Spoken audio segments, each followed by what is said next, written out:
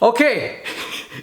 After 3 months, After 3 months, you're back. you are watching. Yeah, and I kind of forgot our intro already. So you're watching and listening to the Fat Bidin Film Club. I'm assuming I'm Zan Azli. And I'm Shalay Bustawan. And as usual, every week we watch a local film and then we review it. We're gonna start off easy after a quarter of a year hiatus. We're gonna start off easy. We're gonna watch a film that has just been released online, actually a couple of days ago. Yes. Right? But it's already got like it's got a lot of views, a lot of views, right? It's a yeah. documentary by Kuman Pictures. It's called A to Z Lokman. So we're gonna watch it right now because it's already on the screen and we're just gonna play it now.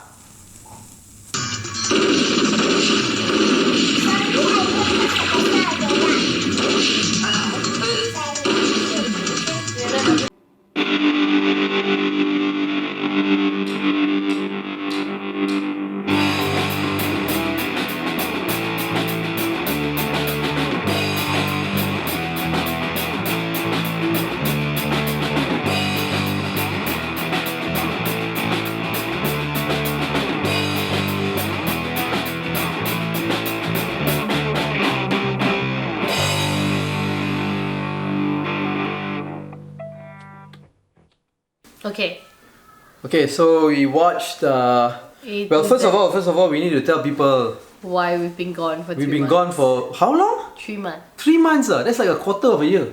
Yeah. Why have we been gone for a quarter of the year?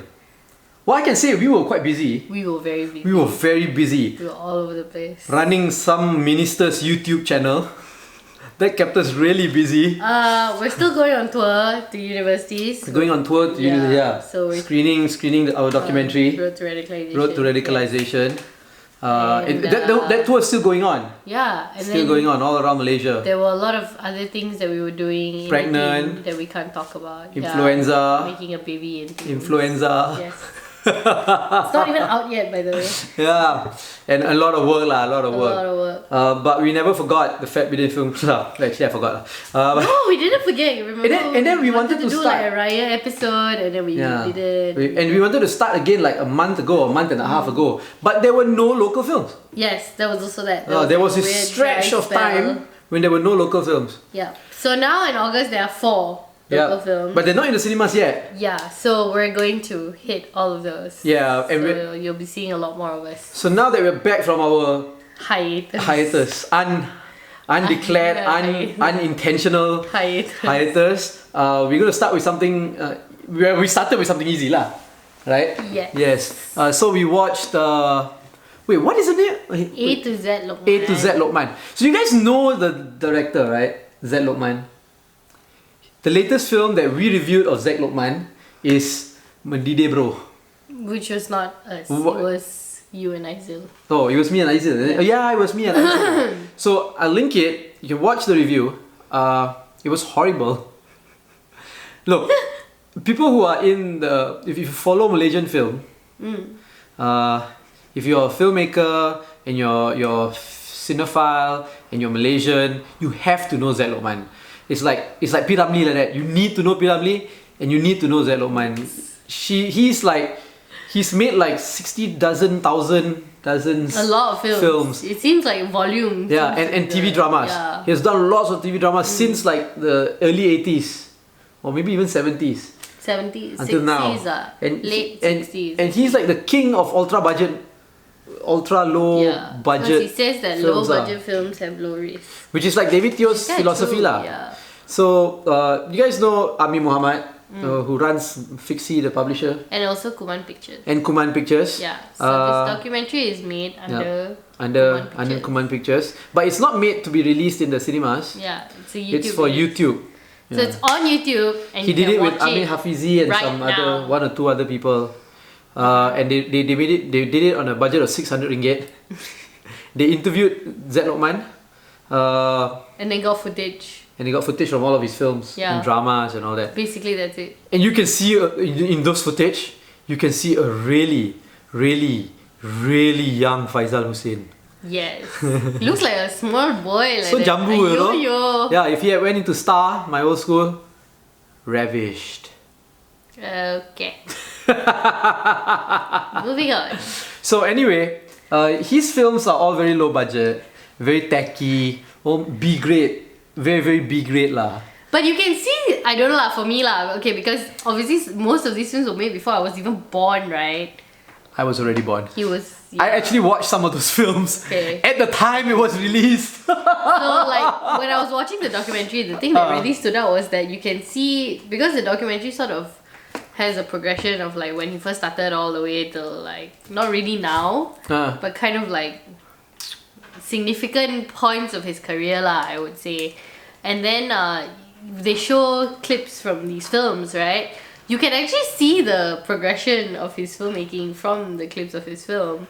I liked the earlier stuff. I thought it was very bold and very progressive and very challenging. It was like more challenging the audience lah. But I guess if you're saying that now his films are like shit already, I guess he just fucked it all lah. Or maybe now for an audience today, those kind of films does not resonate really anymore lah. Maybe. Yeah. But he doesn't make the films like that anymore also, right? He doesn't. Because He doesn't make you can see like Bidin bro was not like the 80s.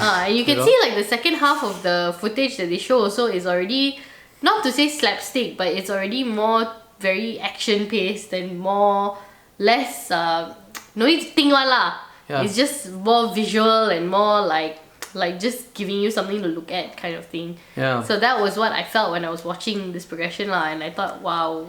It's really yeah. So it's like you either die a hero or you live long enough to become a shitty filmmaker. So I don't know. So the documentary actually documents his life, and you can see his ideals and his belief.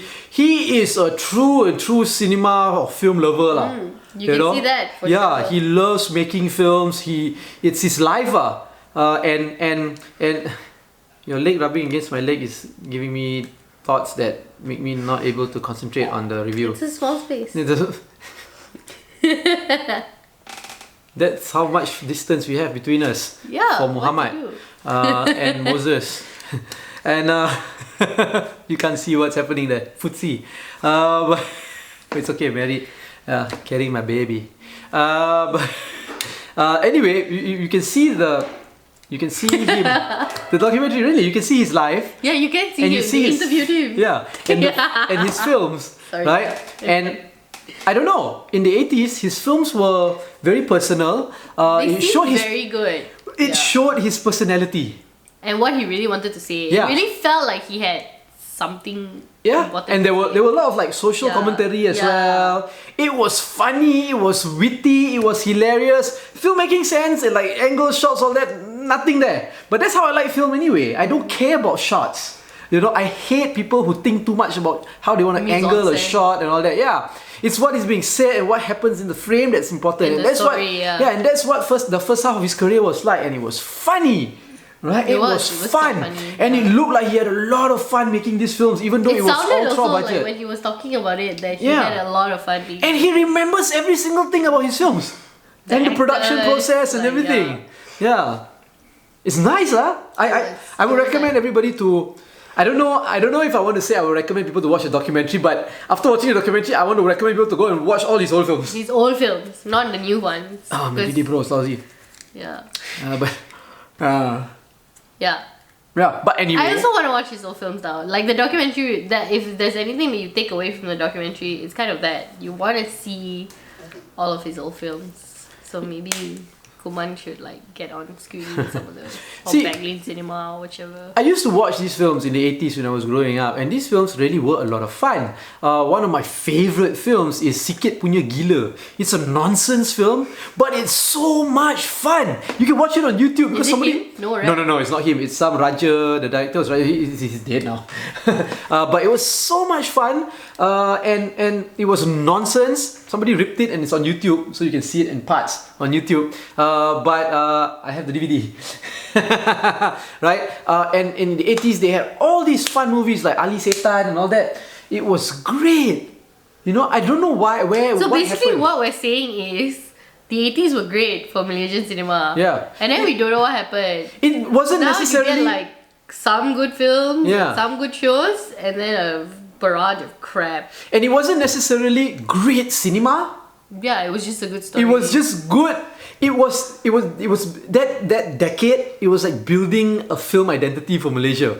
right? And then that everything went to already progressively destroyed. now no I more already. suppose. Now no more. You know, if anything in the 80s, I thought Malaysian cinema was going to be fun, witty, and sarcastic and all that. Very fuck you. Yeah. That's my favorite thing about Yeah. it though. It was But now, so fuck you. Maybe because now everybody starts taking filmmaking seriously. Too seriously. Maybe that's And then the they think like film is going to like solve world hunger. Yeah. Cannot. Yeah. You And think then you need like fancy things like opening graphics. and yeah, stuff. why do you All need this open fancy, yeah. fancy shit. You know, you don't need fancy stuff for filmmaking. You just need to have the spirit of making fun of people. And a story lah, preferably. Yeah, Like, a good story would definitely. But then sikit punya gila got no story but damn fun. But anyway, yeah, you know, don't take filmmaking and cinema and films too seriously lah, okay? So would you tell them to watch this documentary? Yeah, please go watch this documentary because We it haven't evokes really that talked spirit. about this documentary. Yeah, we but haven't. The thing is, I feel like the documentary is memang more of a catalyst for you to think about how film was and where film has come Yeah, that's so true. far through said Lokman, rather than really talk about you. I mean, like, what else is there for us to say about the documentary? It was so simple, and it was like so simple in the best way because it's literally just Zaid Lokman talking, footage of his film. Zaid Lokman talking, footage of his film. And he's such a character. And he's such a character, and that's all you need. So you see, again, it comes back to you don't really need much to have a good film or a good documentary. Yeah. Because Zaid Lokman has a good story, and then you just add that with footage of from his film, and you've got a full documentary. And the fact that we don't talk about the documentary or how it was made and how it looks like, and we're just talking about the topic of it, that is a great thing. Also in the spirit of the 80s cinema. Yeah. You know, every time I show a film to, like, when I make a film and then I bring it around and I screen it and all that, and I screen it, the BBC is trying to call me.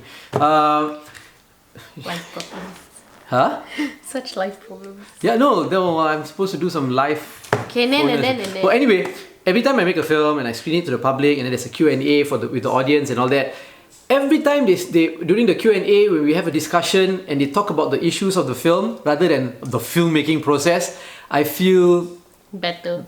good. I feel good because it's like we talk about the issue, Really silent, which is as a filmmaker, right? You want people to talk about the issues rather than concentrate on how your film was made, right? So yeah, I think this is a testament to the documentary lah. Yeah. We'd rather be talking about Zaid Lokman and what we saw about him and how his story and all that instead of actually talking about the documentary exactly. about him. You know what I mean? Yeah. So go watch the documentary. it did. I think it served its purpose. Yeah. Go watch the documentary. It's on Kuman Pictures YouTube channel. YouTube channel. We will link it. Yeah, we'll link it. Yeah. And It's what, an hour plus? The An documentary? hour, 59 minutes exactly. Around ish, 59 minutes. It's a lot of fun. It is a lot of fun. Yeah. So yeah, So that's it. you've seen it Yeah.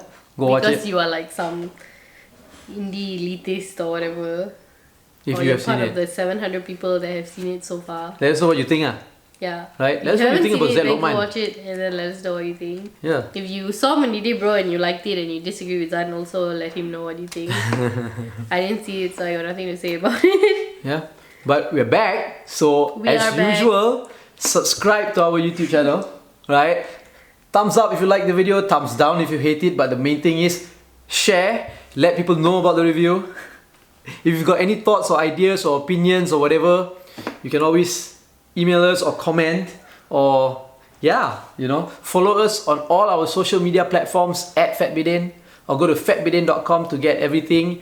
And she's still playing footsie with me. I'm not!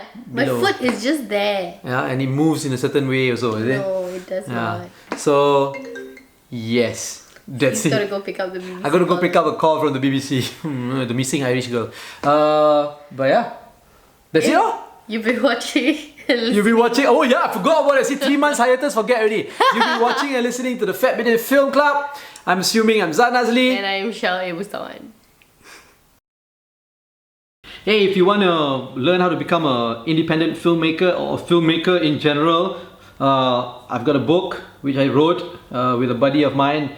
It's called Zan Azli and Wan Chun Hong's Guide to Indie Filmmaking. You can actually buy it off of here. I'm going to put the link down here at my website, fatbidin.com.